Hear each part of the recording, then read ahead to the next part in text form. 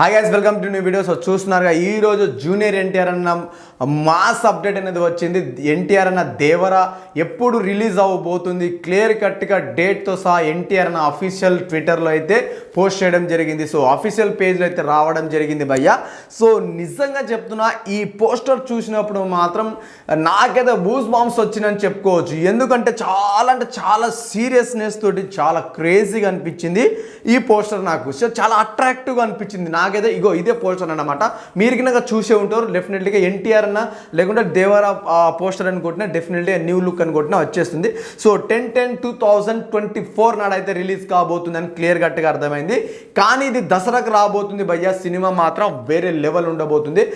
September 27 నాడైతే ఎట్లయినా మనకు తెలిసిన పవన్ కళ్యాణ్ అన్న సినిమా ఓజీ రాబోతుంది. సో అక్టోబర్లో అయితే మనకు దేవరా రాబోతుంది క్లియర్గా అర్థమైంది. సో దసరాకి అయితే ఏ సినిమాలు మ్యాక్సిమం దూరం అయ్యే ఛాన్సెస్ అయితే ఉన్నాయి. కానీ ఈ పోస్టర్ చూసినప్పుడు నాకు ఒక డౌట్ అనేది క్రియేట్ అయింది. ఎందుకంటే ఈ దేవరలో ఈ లుక్ చూసుకుంటే, స్పెషల్గా ఈ లుక్ చూస్తుంటే ఎన్టీఆర్ అన్నది ఈ లుక్ కొంచెము ఇంతకుముందు మనం గ్లిమ్స్లో చూసాం చూడండి. ఆ గ్లిమ్స్, ఆ పోస్టర్ చూసినప్పుడు, ఆ విజువల్స్ చూసినప్పుడు గడ్డం బాగా ఎక్కువ ఉంటుంది. కానీ అట్లా నరికేటప్పుడు కింద చాలా గడ్డం ఎక్కువ ఉంటుంది. కానీ ఈ పోస్టర్లో గడ్డం చాలా తక్కువగా ఉందన్నమాట.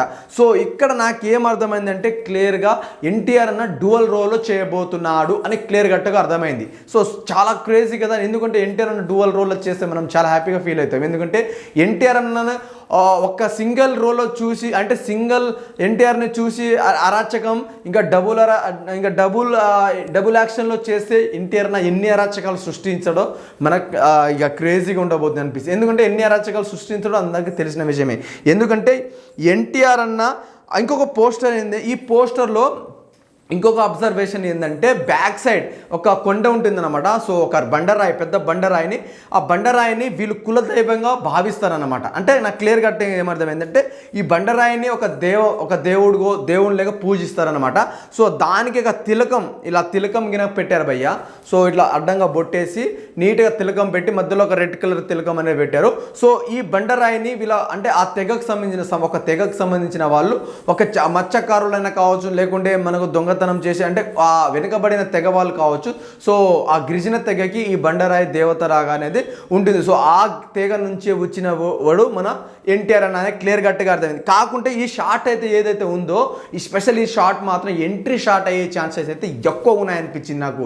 ఎందుకు ఎక్కువగా ఉన్నాయని చెప్పుకుంటున్నా అంటే, సో ఆ సీరియస్నెస్ చూడవచ్చు. నిజంగా ఆ పొజిషన్ చూస్తుంటే ఏదో ఒక కబడ్డీ గేమ్ సంథింగ్, ఏదో ఒక గేమ్ ఆడుతున్నట్టు ఉండాలి. లేకుంటే ఎన్టీఆర్ అన్న పైనుంచైనా ఇలా దిగుతారు చూడు, అట్లా ఆ దుంకినట్టయినా ఉండాలి. కానీ ఆ పొజిషన్ చూస్తుంటే మాత్రం చాలా సీరియస్నెస్గా ఇప్పుడు నాకు బూస్ బాంబ్స్ అనేది వస్తుంది భయ్య, నిజంగా చెప్తున్నా. సో ఎన్టీఆర్ అన్న చూసిన మాత్రం హైలైట్ అనిపించింది నాకు.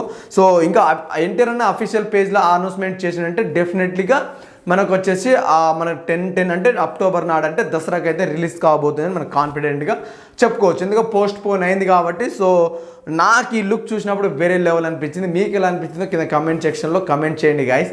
Thank you so much. Subscribe చేసుకోవచ్చు కదా ప్లీజ్.